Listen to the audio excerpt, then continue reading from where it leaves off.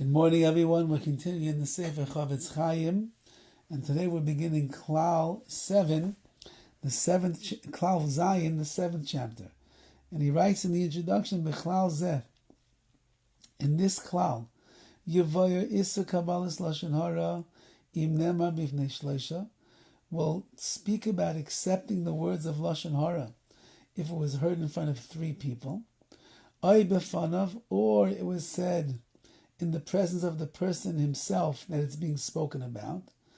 V'dinim shama asifar ma'arbe anashim, or if you heard these words of Lashon HaRa from many people, Oy shekol yotze b'ir, or there is a rumor going around the city that says that such a thing is true. Oy mimesiach lefituma, or a person who was talking in like a very innocent and casual manner let these words slip out of his mouth. Or if you hear it from someone who's trustworthy, that he has the believability of 2 people. Says the CHOFETZ CHAIM, as we're going to see, it's almost going to be impossible in all the cases to actually believe what you hear. And he begins. Iser Kabbalas Lashon HaRa, the prohibition of accepting Lashon HaRa, who Afilim HaMesaper Advarim B'firsam. That's even if the person is telling over the words of Lashon HaRa, says them over publicly, in front of other people.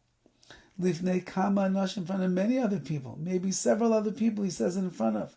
So it sounds like then if he's willing to say over these words of Lashon HaRa in front of others, and he knows that there's a good chance that one of the other people will end up reporting back to the person he's speaking about the words of Lashon HaRa that was said about him, he seems to not care. Why? Because it must be that it's true.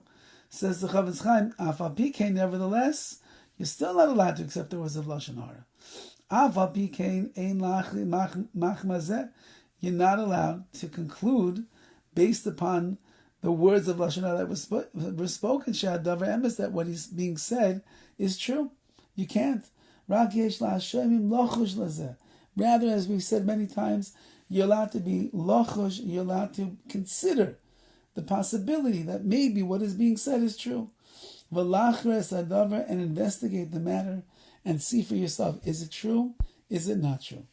V'im yizbarer lahem sha'adavar emes, and if they conclude that in fact the words that they heard are true, yochichuhu al zeh, then you can come and rebuke the person that's being spoken about for acting in an improper way. Says the CHOFETZ CHAIM, and this is so important, that even when there seems to be a reason why you would be allowed to believe the words of Lashon HaRa, you're still not allowed to believe the words of Lashon HaRa.